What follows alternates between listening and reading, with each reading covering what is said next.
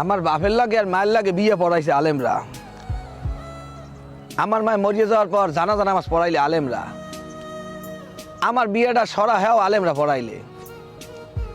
জন্ম যখন নিয়েছি কানে আল্লাহু আকবার ধ্বনি আলেমরা দিলে। সকালবেলা ঘুমে কিন্তু উঠিয়া মাদ্রাসা যাইতাম আলিফ বাতা শিখতে। কলেমার প্রথম বাণী ওই আলেমরাই শিখাইলে। 5 ওয়াক্ত নামাজ পড়ি আলেমদের পিছানি।